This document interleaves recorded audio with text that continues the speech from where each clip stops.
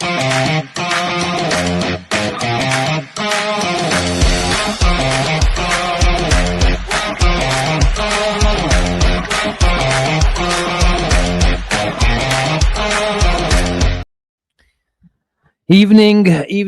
people. I'm sorry, I'm about 13 minutes late. We got some cracking games tonight, didn't we?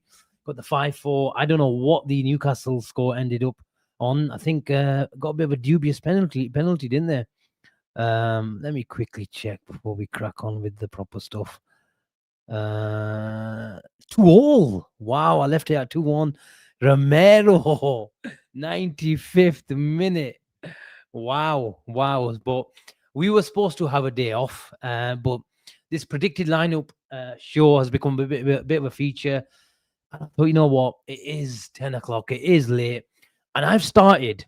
It takes me ages to start something on Netflix or whatever the other series are. But I watched Breaking Bad. Then I watched a long time ago, of course. But then I watched Better Call Saul. And for the guys who watched Better Call Saul, the ones that don't watch it, they don't like it. It's too slow. It's boring. But I think it's a bit of genius. And I get so attached to these series, and it takes me sometimes years to start something. And in the last 2-3 days, a friend of mine, actually Junior, who recommended it, he said, watch The Kin on BBC iPlayer. And I've started it, and I think it's a good watch. So I've been binge watching. I've already gone through series 1. Yeah, series 1. And I'm on Hassan's in the house because he's been listening to it from me at work. And Junior's in the house as well. He's saying yes. But it's a good recommendation, Junior. I have to give it to you, and it's a good watch. And if I watched around about 11-12 episodes in the last 48 to 72 hours, then it's a pass from me. And yeah, look, some people have watched it. Altaf has watched it. Money, I started it all, but it got too repetitive. And I think I didn't even watch it was a series 2. I think there was, yeah. But I don't know, man. How many times can you rob a bank? We'll go through the Edinson links. Irish drama, yeah, I think it's really good. So yeah, smash a like if you want to recommend me something, because I think this has only got 2 seasons, and that's my first question I ask people: how many seasons there are? And if there's about at least 2, 3, 4, 5, even, then you know what, it's enticing to watch, because I really get attached to it. And then likewise, that's why I mean it takes me years to start something again. Because yeah, Better Call Saul was my last one, and if Mubi and Fanan, all these guys were in the house, they'd say, yeah, Asim, you're talking facts. Total, I'm alone today. Just to give you a bit of the plan, we are trying to have a bit of a good mix between the content creators. We understand people have got families and other jobs. I would love, this is our dream, to actually wake up and talk about football, where we could give you 2, 3, 4 shows a day. And I've got so many ideas in terms of what type of content we could provide, but unfortunately I've got 3 kids. Not unfortunately, but unfortunately I've got a full-time job. Unfortunately, don't clip that and send that to my wife, by the way. And yeah, and it's hard work. But that is the dream. One day we wake up and we talk about football, and with the BNR community growing every single day as it is, then that is the dream. Safe's already clipping it, and I know why you're laughing. Rio, big up Rio. He's always supporting the channel. All of his massive part of the BNR Ultras group as well, providing his thoughts. He's actually in the UK now, isn't he? So hope you're well, and I hope you've knocked off that jet lag that you were talking about. Prison Break, Ismail, come on, man. I watched that a long time ago. That's after Prison Break. I watched Breaking Bad. Prison Break is like you're in straight away, aren't you? And you just like you stay in. I thought the last series was begging it. It was just that standard comeback, probably short of a few bob, and if you start talking about terrorism and all that sort of stuff, you're running out of ideas in my eyes. So I was disappointed. Where were they? In Lebanon somewhere? But yeah, that was one for the retirement pocket, wasn't it? Um, should we continue with the diamond? Didn't really play the diamond, Swedish Scouser. I thought it would be a diamond. But yeah, we'll discuss a few tactics later on. But yeah, I was where was I? I was explaining the dream is to talk about football, and the thing is, it's difficult being together every single day. Me, Ben, Avi. I know we've got other contributors, but they're not a contributor for every single day. Even though we are trying to get more and more people involved, especially with the watch-alongs. We're trying to bring maybe some of the fans. And we've been having a few other conversations as well with some other channels, maybe doing a collab maybe once a week on their channel, maybe a collab once a week on ours, and just rotate it like that. So we're just sort of exploring some ideas of how to go to the next level, how to increase the quality and the quantity of our content. So yeah, stay tuned for all those ideas coming to fruition once we know exactly what the official new kind of content is coming out. When's it coming out? You guys will be the first ones to hear about it. We've also actually, can I reveal that?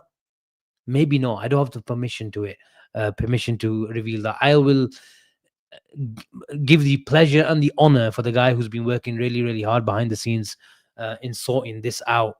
It's part of the channel. It's another avenue, a tool for you guys to enjoy more content. But yeah, I will leave it there because Ben, for example, I can mention his name at least. He's been working on something behind the scenes that will give you guys something more. So yeah, hopefully that'll be ready very, very soon. But why did I get onto this? I don't know how. But yeah, someone asked about Gene. Someone asked about Gene, didn't they? So what we're trying to do is give you a good mix. But if we split up at times, it will only mean there's more shows coming your way where Gene will grab a few content creators. I did try to get a few tonight, but they were all busy. So you've got to make do with me, unfortunately, tonight. And then on the sort of set days, for example, the Sunday with the squad, me, Avi, Ben, and who else is that? Gene, of course. And the Chip and Gene is a mainstay. So we're trying to mix it up just to make sure there's more content, but also give you the good balance. And I know you guys will say, no, you're all together. You all must be together every single day. But unfortunately, it doesn't work like that. It's just very, very difficult to always be together. So yeah, that's the way. That's the plan. That's a bit of news for you regarding the BNR channel, BNR community. Your job right now and all the time is to smash that like button because the guys who don't watch BNR will make sure they get exposed to the channel as well. The more you like, the more the algorithm gets kicked in, and a lot more people will see it. Asim, would you ever consider doing a cricket channel? Isa, and I won't say I don't watch cricket. I actually used to play at a decent level, I might say. And I was, really into cricket, but maybe it's the Pakistan cricket has just been destroyed for many, many reasons. We won't get into that. That's another show and another conversation altogether. But I fell out of love, maybe because it's too much cricket, 2020 and all this nonsense. It's just not for me. I'm a bit of a purist. Test cricket is my thing. If I watched a bit of India and England, watched a bit of the Ashes, and it start again the day and night test matches on Thursday or Friday, isn't it?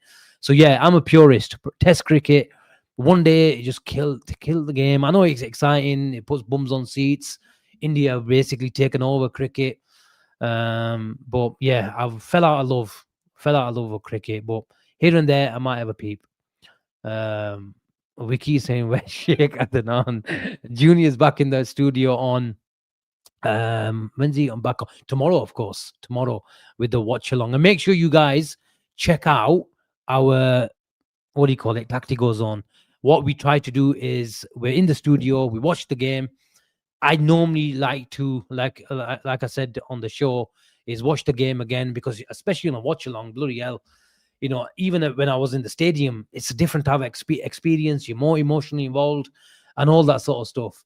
Hassan's been cheeky because I've been told I've got a clip moment. Anjay, Avi's in the house. I think he's at work today. Avi, if you got 5 minutes, come tell me your team today for tomorrow. But he goes night off today. I think he's working in the office. Love to all the subscribers. The chip is in the house, and Shawnee love. Look, he doesn't always have a go at the chat. He can be nice as well. So yeah, where were we? It looks like I'm going to get lost many, many times tonight. But I don't mind. I like to engage. You have to make me keep me busy, guys, and keep smashing that like button. We've even got the fake blue chip in the house as well. Big up to the real chip and big up to the fake chip as well. Where were we? I promise you we will get to the team. But where were we? Gone. Okay, let's go. It's all Hassan's fault. Where were we? Bash is saying, anyone else think Arsenal are going to bottle it? City don't look defensively equipped to put enough pressure on. Are they too reliant on Haaland? I know other guys scored like Foden and who else? Reinders scored. But are they over-reliant on Haaland? Haaland can win you the league. Gakpo can't, but Haaland can. But I don't know. Is it sustainable? Is he going to pick up an injury and then what happens? And their defense is too leaky. Personally, I think Arsenal's team won't win the league, but Arsenal's squad will win the league. If you see what I mean. And they've got loads of injuries, to be fair to them, and they're not nowhere performing as badly as I know they got a couple of draws, but they still played well enough. I didn't watch the Chelsea game. I'm told Chelsea played really. Actually, I watched the last 20-30 minutes, and I think Chelsea were brilliant with 10 men. But I'm told they were really, really good with 11 as well. And before Caicedo got sent off, they were the much better team. So, yeah, I don't think Arsenal are going to ball it. I think they're still heavy favorites for me. Yeah, I was talking about the tactics show. So make sure you please go check that out. It's a new show. It's going to be a big integral part, a new feature, a feature that you'll see. We will try to give you at least one tactical show a week. But when we're in the watch along, I will do that straight away after the match. I don't need to see the game. I don't need to get the graphics again, and we'll crack on. As long as Junior's there, we'll do it. Alex Price, big up, Alex. Brilliant stuff, Asim. Are you missing more time in the ground? Oh, 100%. 100%, Alex. But in a way, with this season, I get asked this question so many times. How long will you decide which games you still go to? I was really close to going tomorrow, but Gene's obviously been away, and we sort of not relaxed, got a bit lazy, I should say, and be honest, with the watch-alongs. And once he's back, it makes it a lot easier. And we were planning to get the watch-alongs up to a level where we can start rotating a bit and we pick and choose some games and stuff like that. But it just wasn't possible over the last 2-3 months. So now he's back. I was targeting even going to Ellen Road on Saturday, but I've got other commitments. I've got other more important commitments, believe it or not. On Saturday, I can only watch the first half on Saturday. So just to let you down, guys, on Saturday, most likely there won't be a watch along, but there's a watch along tomorrow. So make sure you tune in for that. We go live around about 7:30 tomorrow night. But Alex, just to answer your question, mate, I badly miss that. See, I badly miss that experience. I badly miss the emotion and the insight that I used to get. And I'll be honest with you, I named my Substack Behind the Bench last year, and I was going to carry it on. So that's why I'm going to have to rebrand it now. You never know. I may end up Behind the Bench again. I might just keep it there and just still do the Behind the Bench stuff whenever I go to Anfield. Hopefully we get the rotation kicking in very, very soon. But yeah, I do miss it. I do miss it because honestly, and people accused me for literally picking my phone up there and recording the whole 90 minutes, but it was nowhere near that. The guys who sat next to me, I'm not gonna lie, I had the phone like here in my pocket and I had it open on the camera. And when you're at and you sat there and the ball's on the halfway line and you know something's gonna happen because you've got a 3v2 situation, you get your phone out, you record that goal or situation. But 90% of my stuff was quick little snaps. If I saw something, a new rotation, a new formation, a new setup, I quickly used to take it and I used to use it for my threads online. And that I was going to take that over to the Substack because I believed it was a bit unique and nobody else provided insight like that. So big up, Karen. Thank you so much. He says the videos at Anfield are sadly missed. And I miss it myself as well. And you have to have an eye for it as well. You know what's in the headlines and all that sort of stuff. So yeah, just I hope and pray one day I'm back there and watching the game, and because you can't beat the experience. I know the watch-alongs with the lads, it's a different type of experience, and I would say I wouldn't swap it for anything, but I would swap it for a seat behind slot, because you can't be anything than being in the ground, can you? Right.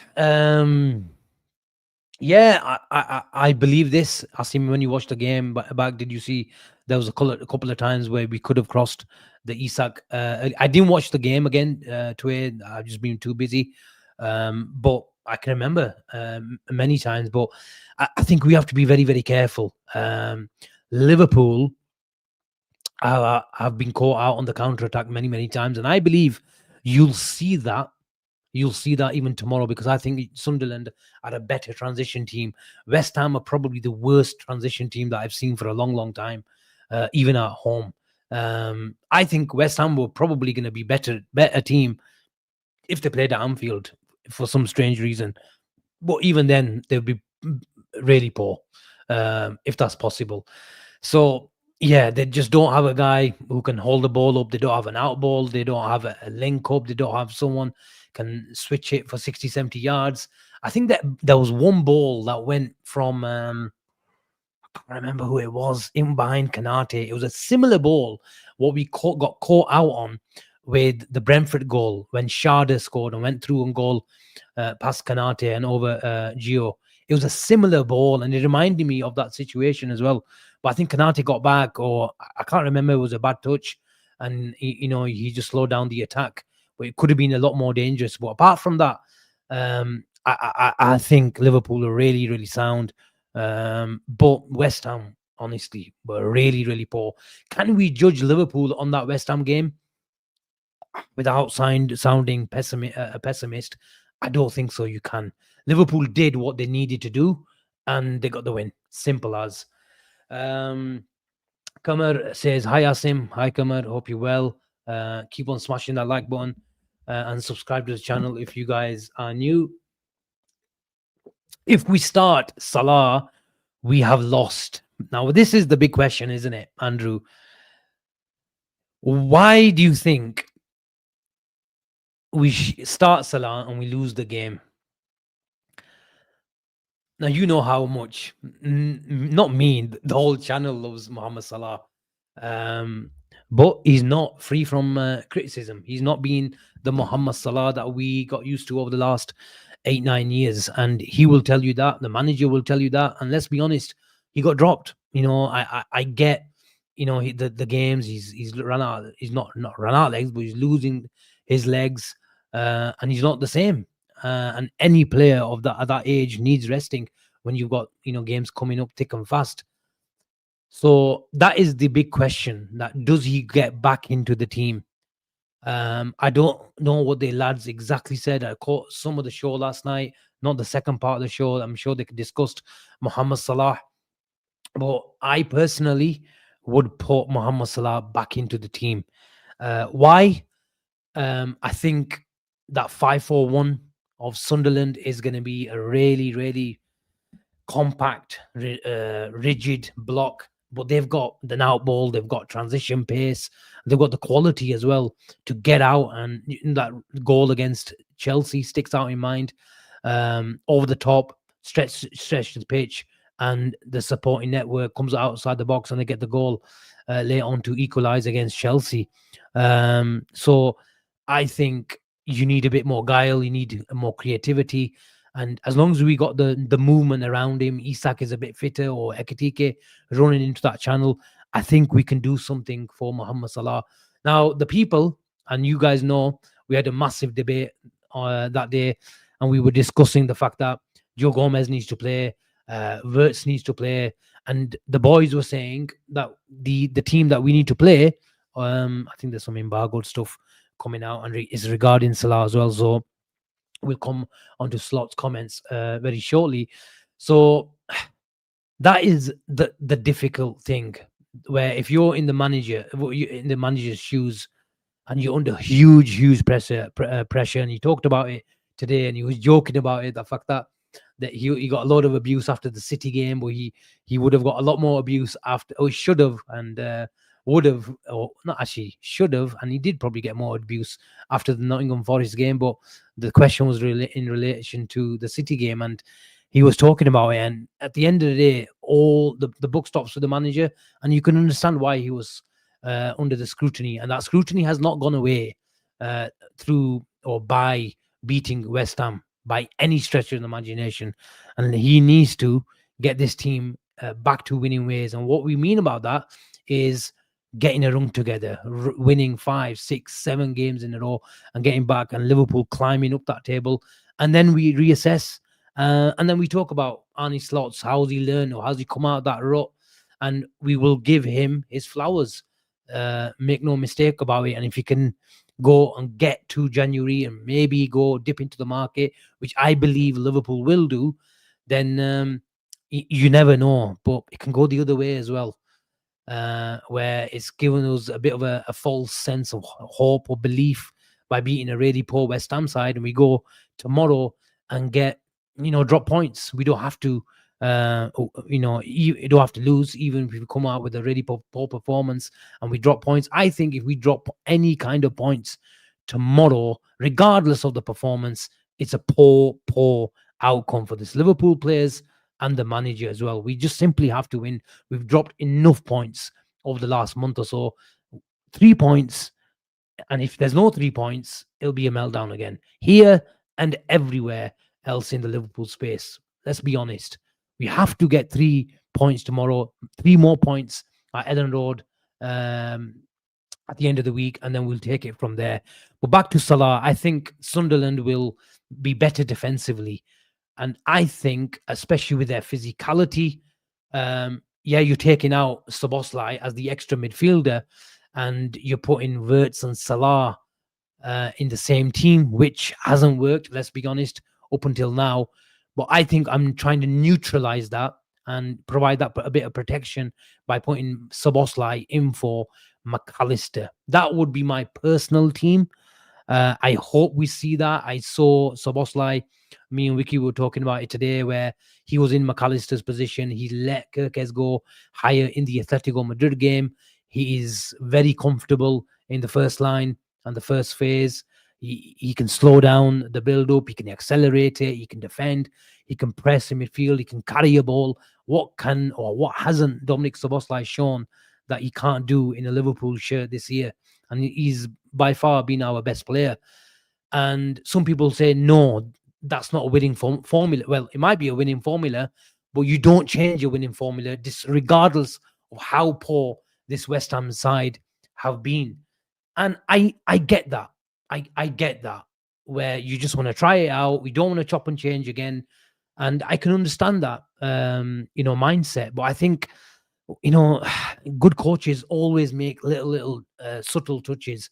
And if you're a Sunderland team, you're analysing Liverpool on the weekend against West Ham, and you're probably expecting Gomez and Szoboszlai to start on the right, Isak and Ekitike, maybe. I've got a feeling Isak starts, maybe gets 60 minutes. But the manager's choice or decision might be taken out of his hands in terms of the quality and the setup that he used against West Ham. What I mean about that is what he was talking about in the press conference today, that at the end of the day, these three players are not ready to play 90 minutes for the next three games. And sometimes, so what is his, thought process at the moment? Does he give Isak 60 and then Ekatike again another 30? Does he give Gomez 60 and then put someone like Szoboszlai right back and Curtis Jones into midfield? Does he start Curtis Jones?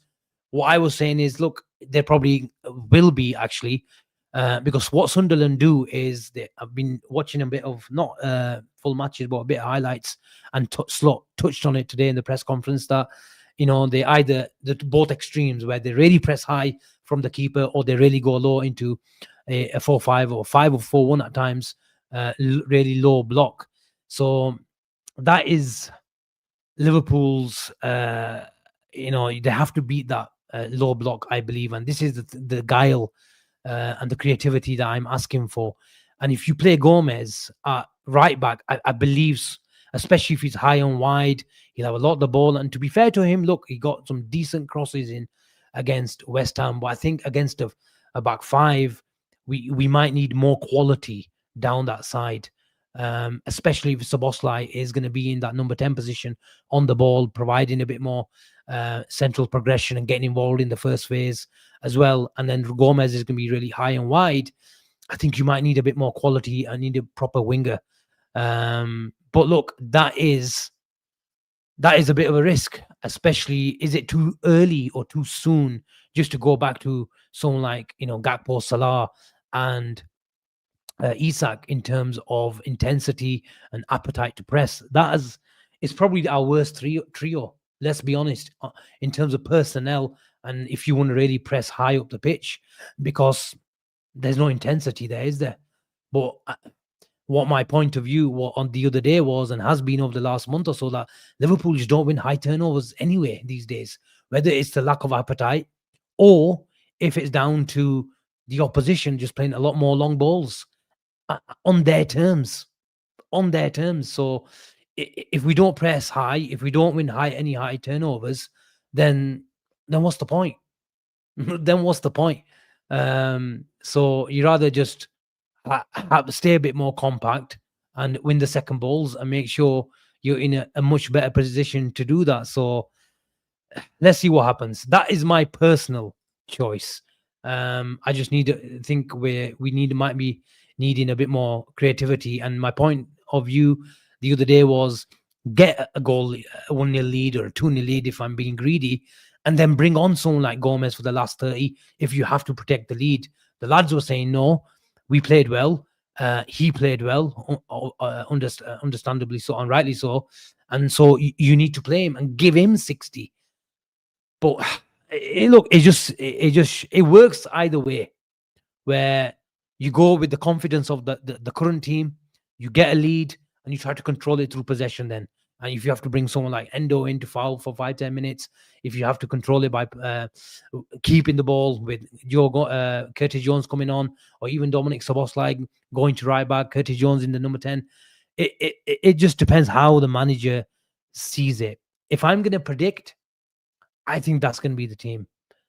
It's a big call to drop Mohamed Salah for one game. It's even a bigger call, arguably, to drop him for the second game going, especially as he talked about in the press conference that he doesn't have many games left until he goes to the AFCON. Do you think, I don't know how to do a poll, Gene's been doing it over the last couple of nights, do you think Mohamed Salah plays tomorrow? Do you think he plays tomorrow? Yes or no? Let's see who's right. Whilst I look for some Arnie Slot comments from the embargo section. Yes, he does. Salah starts for sure. Bash is confident. Ehsan, yes. Amr, yes. Salah is saying yes. If Salah says no, I'd be worried. So many Salah starts. So do you think, is it because it's Mohamed Salah and the manager doesn't have the balls to drop him again? Do you think it's that, or do you think it's a tactical choice where Mohamed Salah is gonna provide more creativity, or is it both? Or is it both? Let me go to his embargoed section. Some comments about Mohamed Salah. The reaction of every player in this group, no matter whether he's playing or not playing, is to bring the best out of yourself every single day you are in this building. And when we are playing, that's the exactly attitude he showed on Sunday and Monday as well. He was good in training as well all the others. Same comments as he said in the 9 o'clock presser. Some comments about Dominic Soboslai on the right hand side. I don't see Soboslai as a right winger for the long term. I'm glad he said that. Or the future of the club. Dominic is a midfielder who could help us out as a fullback or as a winger if needed. But he's more of a midfielder than he is a fullback or winger. Agree. A thing that was important for me to do that is in some of the games we were going man to man. Than other games we were going to man than in this game. So the last line of four could stay more in place. Dominic, as we all know, runs for two, and that was helpful in that game. But in the long term future, we should have wingers playing as wingers. Let wingers be wingers. Midfielders playing as midfielders and defenders playing as defenders. 100%. 100%. And I believe, and you guys know since day one, the reason why, yes, he's right. In the long term future, we should let wingers be wingers and midfielders be midfielders. I believe there's a lack of the deficiency in profiles, optimum profiles in this Liverpool team. If we had, and I know some of it is due down to injury as well, but even if Bradley and Frimpong were in the team and fit, I still believe that we have a lack of the right profile for this system. Even if he does a few subtle changes, a lack of profiles in the front line, in midfield, and in the back line, especially in the back line. We're a possession-based team. That's where the football, the attack starts. And I believe Liverpool will look at that. And I was encouraged by the manager's comments. I never, ever even entertained the idea of five at the back and all these formations that I saw. Liverpool don't need to go five at the back just because we got Bradley and Kirkes and Frimpong and all these guys, because I just don't believe that they'll provide even the enough output to justify that system change. We need a few little subtle changes, and we saw that against West Ham, just to make sure we got the spare man. Joe Gomez coming into the first line will provide us more physicality, more technical security, and experience as well, just to make sure that we bypass that press. But let's be honest, we have to caveat every single thing from the West Ham game that West Ham literally just sat off us and just let us do our thing. And it was so easy to either bypass their, I don't even want to call it a press, whatever it was. If we wanted to go out and receive outside that block, no one really tracked us. It was a very, very passive block. And I think Liverpool just did what they needed to do. And the theme, like I said the other day, was don't do anything stupid, because we'll create our chance. And alhamdulillah, it came through Alexander Isak, and what a finish it was. And then we got the winner, the second goal that consolidated the win through Cody. So let's see. I've just seen a name. I believe this guy is still under Liverpool's radar. I wasn't going to give you a bomber. There was no intention of a bomber today. Javario Reed, I think, is still under Liverpool's radar. He was under Liverpool's radar last summer, and I think he's still under Liverpool's radar this summer. So whether that materializes into a move, I don't know. Bash says bombers are only allowed when Avi is on. I've only watched some compilations of him, but what is clear that the guy can pass the ball, proper upper body strength. I like that in the right back. He reminds me of, like, in terms of like upper body strength, leg strength, a bit of timber, a bit of timber. I don't know what the. I know we were saying Bradley's 6'4", but I don't think Bradley's 6'4". And we were talking about how tall our defenders were, or all the team were that day. But he reminds me of that sort of type, but very, very technically secure. And the way teams are going with man-to-man press and all that sort of stuff, we have to have an outball. Liverpool just don't have an outball these days, and maybe that's one of the reasons why we're still looking at Semenyo. And there's some interest from Manchester City, but it looks like whoever puts the not food on the table, but the money on the table first gets their man. Simple as. There's plenty of clubs knocking on that Bournemouth door, asking for information in regards to that clause, but nobody has literally put that offer down on the table for Bournemouth to just say, okay, fine, go talk to that club officially. So, yeah, the M790, yeah, very similar aesthetically to Timber, and that's what it reminds me of. I want to watch him a bit more. I just don't watch Dutch football, but all the comps that I've seen aesthetically, it does remind me of Timber. And the good thing is ball manipulation. And I was talking about West Ham's really, really passive structure, worse than ours, believe it or not. It is possible. I think Joe Gomez, regardless of how poor West Ham were, he gives us ball manipulation. And many times I've said it, when he comes from left back, when he comes from right back, he's got the quality to be the extra man in midfield. He can move a ball, he can come into midfield and jump, and he can carry a ball as well. And the body position, and that's where Kirkes and Bradley have struggled. So I believe Liverpool, in terms of their system, they're not far off on the ball. And this is why I've repeated it all season, where Liverpool's problem on the ball is not down to structure. It's what happens after, when they've got that solid structure, the 3-2, the 2-2, as we saw against West Ham, the 3-2, is because of the deficiencies in the profile. And you could probably say, okay, if it's not bringing the best out of the players, then why don't you change the system? It's not easy as that. And like the manager said, we've got games coming up thick and fast. It's practically impossible to do that. So what do? You make subtle changes. And we can still do the 3-2 from what we would find from a back five. We're still doing it from a back four. And I would rather have an extra attacker, not just two up front. I want three up front. So, and the reasons why, and I think I got a clip from Glasner the other day from Sky Sports, and he said, look, formations don't matter, whether it's your 5-3-2 and this and that. It's all about having the right player, the right profile in that right moment, in the right places, and that's what matters. And this is what Liverpool have a problem with.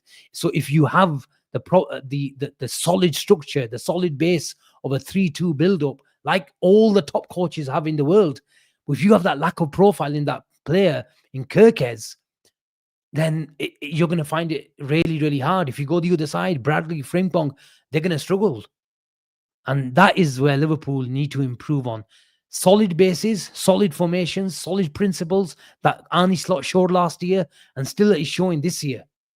But the problem is we just didn't. I think it was a big oversight as to how to construct an attack, especially on that right-hand side.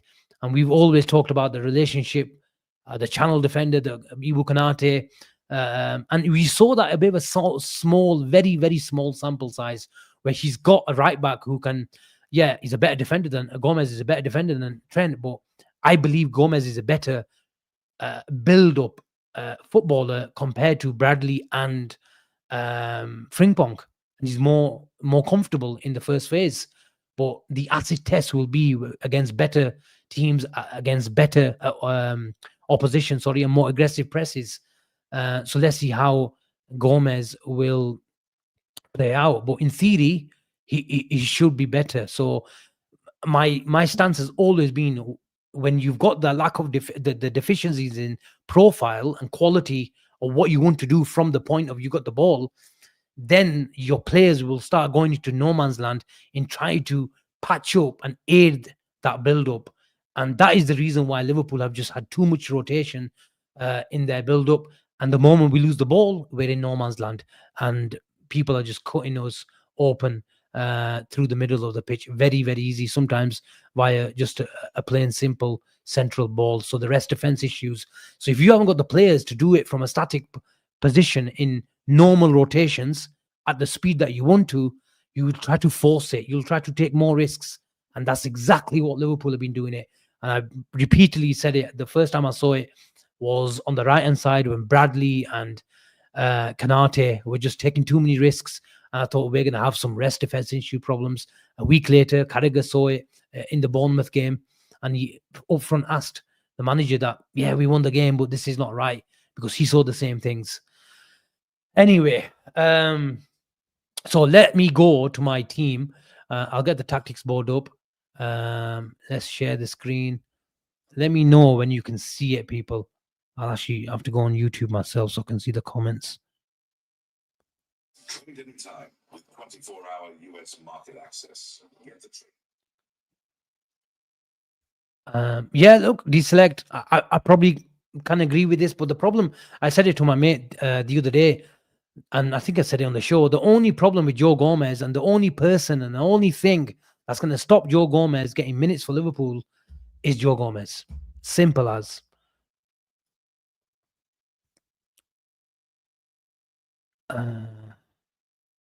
Right. This would be my team and my prediction for tomorrow. I think Joe Gomez, even though, oh no, my battery's gone, man. Let me. Conroy is in the building. Thank you so much, mate. Nice to see you. And Gene was telling me you got in touch with him, Conroy. So when you're back in the UK, I think, I don't know where you are. You're planning to go out again, traveling the world, mate. Hope you're enjoying yourself, and hope married life is treating you well. Well, clearly it is. Reliability. That's the problem. I love Joe Gomez. Who doesn't love Joe Gomez? But the reason why I was like thinking about him not playing is because I'd rather have Joe Gomez for the next 3-4 months rather than for the next 3 games. And the boys were saying, no, just play him until he gets injured. I know, but just give him every chance then. Give him every chance. Where is it? Oh, I got some battery in my thingy. Let me just charge my mouse for another 5 minutes.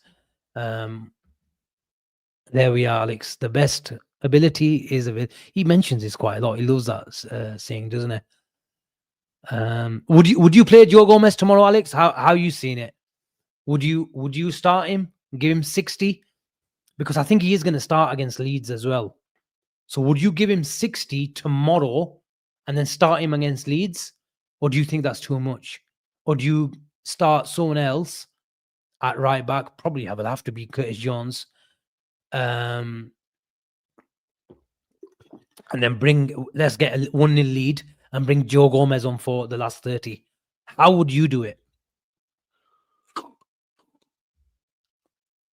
Conroy asks a good question. He says, Asim, who would be a future right back for you? Look, Conroy, the way how the fullbacks are such an important asset to any team. They've always have been in different ways, of course, but especially how aggressive man-to-man, team, how aggressive teams are going, and how the modern coaching has developed into a lot more man-to-man pressing. So now the owners, especially on possession-based teams, which Liverpool are, is you have to have comfortable players in every single phase, and a lot of aggressive presses. So the teams are forced, especially on the big day, to make sure they build up in the 3. So either your right back or your left back has to stay. And I like that luxury. And I know you're never ever going to replace someone like Trent. He's a unicorn, and we'd rather not even discuss it. But we have to have at least a profile of a Mark Gahey, a Calafiori. So one of them can go. So if you have it the other side, if you got Mark Gahey or even Joe Gomez is the right profile. But the thing is, we've just mentioned it, Joe Gomez's reliability. So to answer your question, who would that be in the right back? The thing is, I like Joe Gomez starting at left back. And the reason why I mentioned that is because I prefer Van Dijk being this middle centre back then. So if you've got Gehi in the middle centre back, let Bradley go on the other side. You've got middle centre back is Van Dijk, and then you still got Kanate doing the role that he's always done in covering Trent. So there's more balance, and then you've got proper ball manipulators in the first phase who can play a ball in midfield, who can play a long pass. And if you just don't have, just Van Dijk to rely on, and we saw what Manchester City did, do the cover shadow with Haaland, block that passing lane, and then squeeze up, and then we lose the ball. So we have to have one more option, and that's what we had last year with Trent in there. And if we allowed Robbo just to go a bit higher, Liverpool generally built with a four and then a double pivot. But if Robbo was allowed to go, then at least he had that pass from Trent if the switch was on. And if you didn't, and you just went more conventional on the halfway line, then Trent was still good enough to manipulate the ball and see us out from the press. But I really want that profile.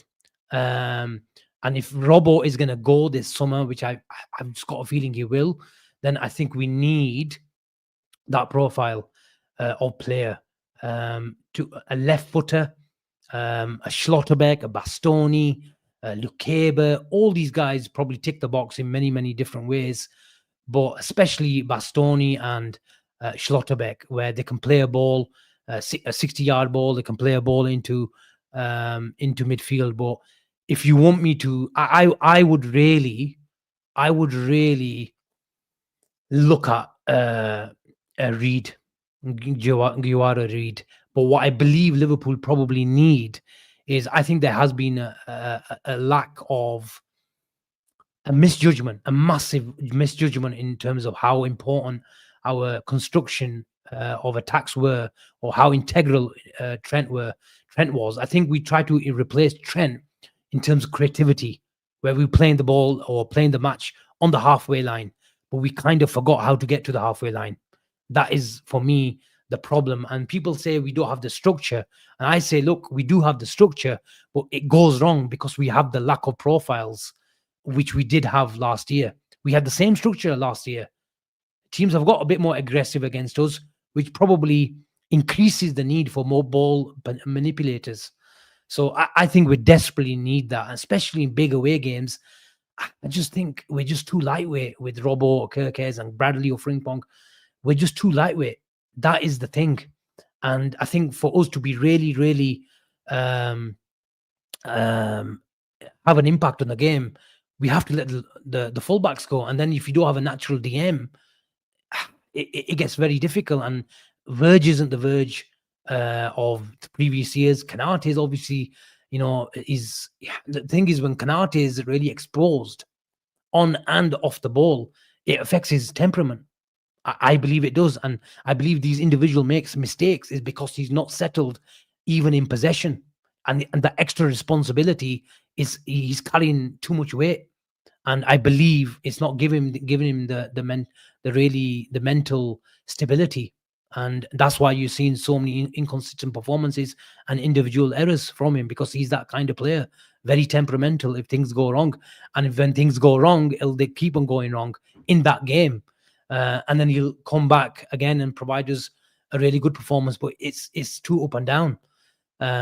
So yeah, I think we need stability in that back line, especially if we're going to let our number 10 roam around compared to last year, as it was more workmanlike in Dominic Szoboszlai. So there is so many things that link our attack, and I just want to go back to that point. I think we put too much emphasis in playing the game on the halfway line, in trying to break that low block through Frimpong and Bradley and Wirtz.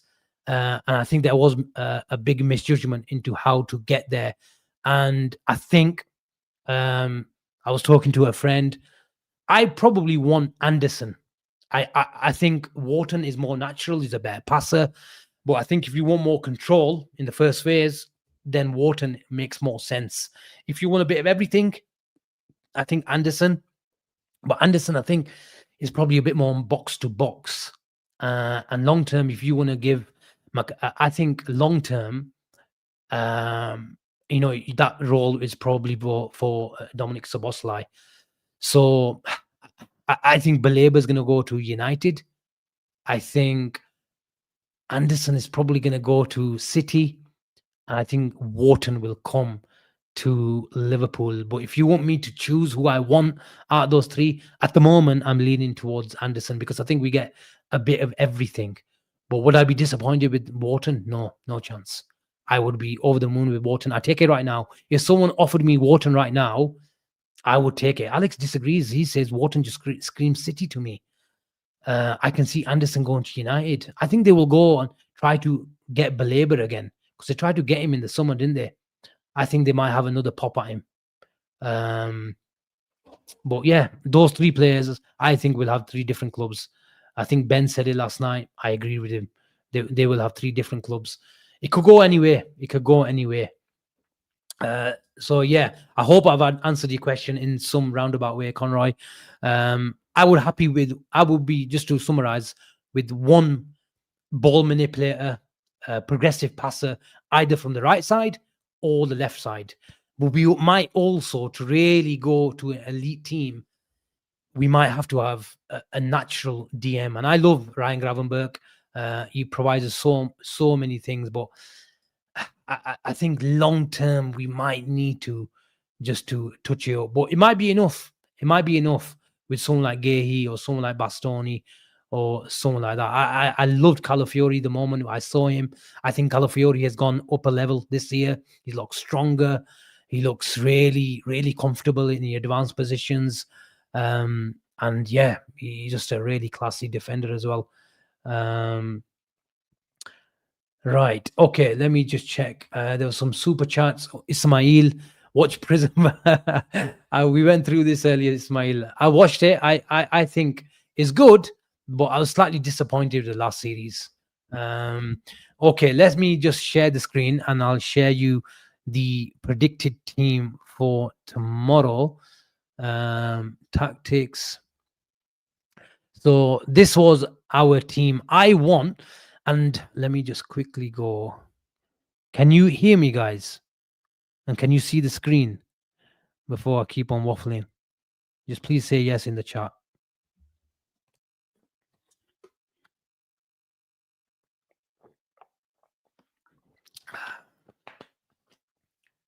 Yes. Thanks, Satish.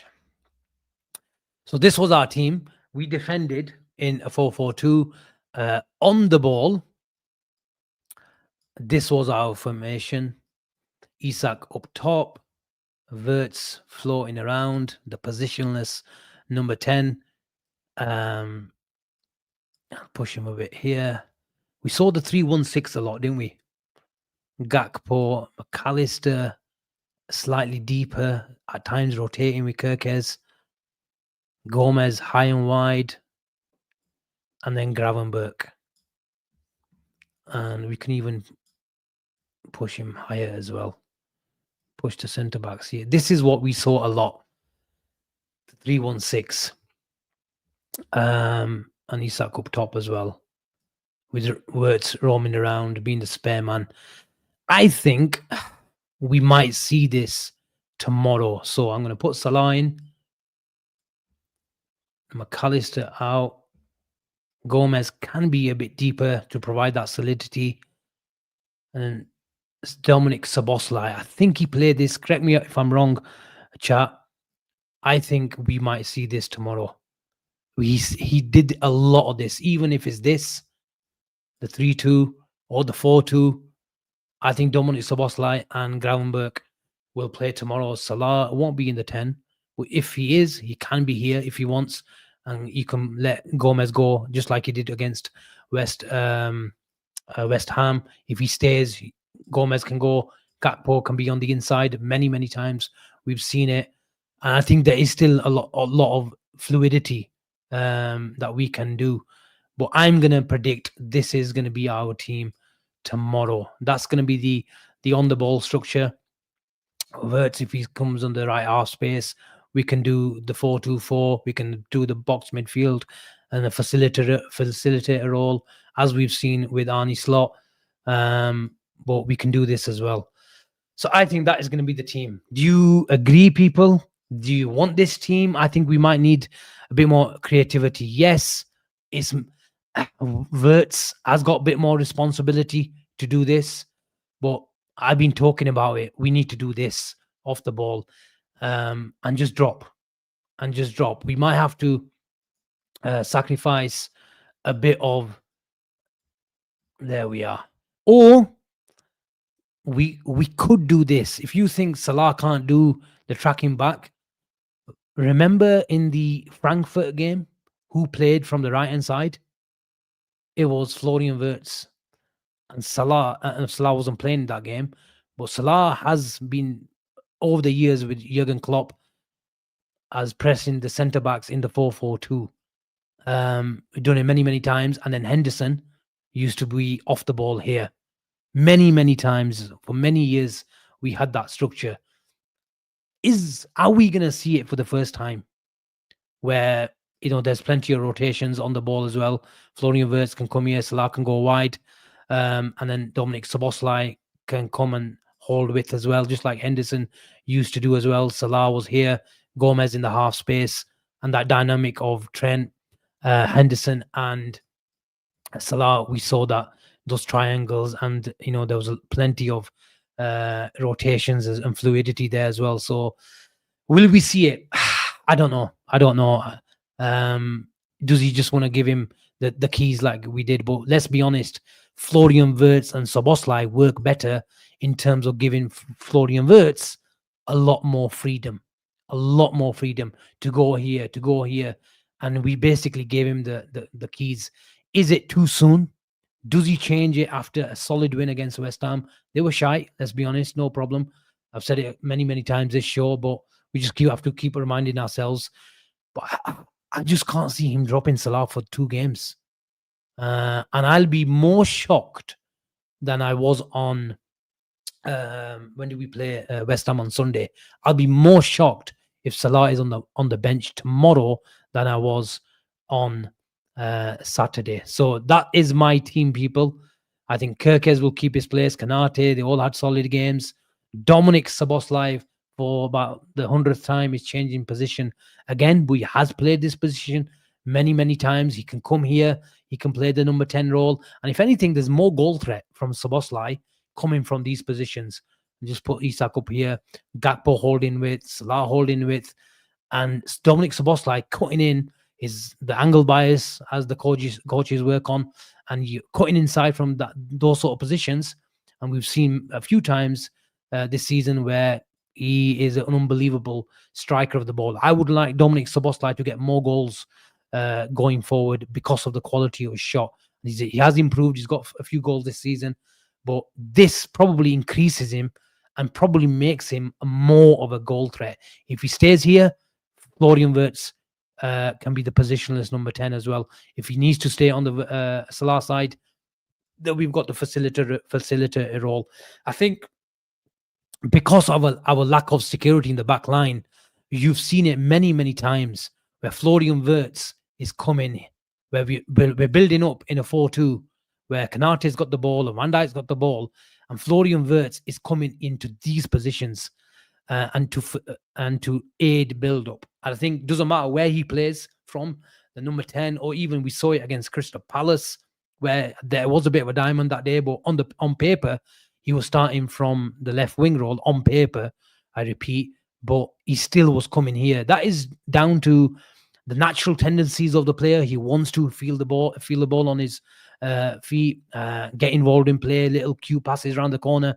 So it is down to the natural tendencies of the player, but it's also down to him trying to aid build up because of Liverpool's lack of ability to play out the press many times. So you'll still see him many times in these sort of positions. Okay, people, that is my team. Let me know what you think of it. I'm trying to see if there's any more comments. I'll see if I can go through some more. Let me know what your team would be as well, people. Let me know. Would you? There's been a bit of talk about if you play Salah, then you can't play Gakpo. The thing is, Gakpo, I think in terms of performance, he does annoy me. He does annoy a lot of people. But he got a goal and assist. So are you going to drop him? Are you going to drop him? And who comes in for uh, Gakpo? Who comes in for him? Tell me. Do you put Ekitike there? But a lot of people think Ekitike can start from the left. But look, that might happen in a year's time. But I just don't see Ekitike as a starting position in different formations where he's practically a second striker. Yes. Do we, when we get really, really good in build up, where we can always commit Kirkes on the halfway line, allowing Ekitike to be the second striker on the inside, when we get more control, when we're chasing games, maybe in the short term, then I can see it. But starting, holding width, not getting, and I was talking about Florian Wirtz wanting to feel the ball. Ekitike wants to feel the ball in build up as well. But many times, especially a back five or a rigid back four, really low block, mentioned it many times, had the privilege to be on behind the bench, that Arnie Slot likes his wingers to be wingers. He was mentioning it in the embargo section today, and Cody Gakpo was put out there as a winger. Luis Diaz, the amount of times that he said, Lucho wide, Cody wide, because he wants to stretch the opposition and maybe give his creators in midfield and the number eights attacking the box a bit more space. And I just can't see it. And this is one of the reasons why I never liked Florian Wirtz from the left, because I just want that separation being taken advantage of by a proper winger. Now, you might say Cody Gakpo is not a proper winger, but he's more of a winger than Florian Wirtz. And I just think Ekitike is that kind of guy who likes to play back to goal, but from a central position, and then naturally go out, just like how Thierry Henry used to do. And I'm not comparing him to Thierry Henry, but Thierry Henry used to start from a central position and then get involved with the likes of Overmars and Robert Perez on the left-hand side and create overloads. That's how you do it. Is he a natural winger to not be involved in build-up or the phase of play and get fed to run at the defender? I just don't think he's that player yet. Will he develop? Maybe, but I think he was bought as a striker. And we missed out replacing a proper left winger when Luis Diaz left, and that is the reason why I keep telling people that I've always thought that we fell short in replacing that profile of player. Okay, people, I'm going to leave it there. I've been talking a load of gibberish for an hour. I'm just going to check if there's anything I've missed.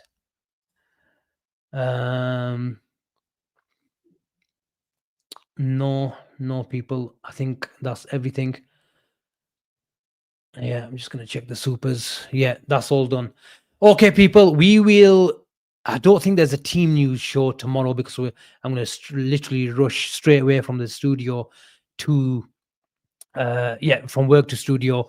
We won't have time to do this team news. If we do, then we'll let you know. And then we'll obviously go live around about, it's 8:15 kickoff, isn't it, tomorrow? Yeah, so we'll go live around about 7:45 and then take it from there. Edison Fayaz asks me, Edison, we were linked with him quite a bit last year. Apparently he is on the cheap. I don't know why. Is his contract running out? Are Atlanta in a bit of financial turmoil? I don't know. I don't know. You guys can tell me. You're a lot more knowledgeable than me, people. So let me know why Edison is apparently on the cheap, and what does cheap mean? How much is he available for? If he leaves Atlanta in January, how much would he be able to? How much would he cost? 20, 30 million, 40 million? I don't know. Praying, no. Someone let me know. But in terms of the profile, legs, he would bring in midfield. Carrying ability, he would bring 18 months left on the contract, 30, 40 million euros. Okay.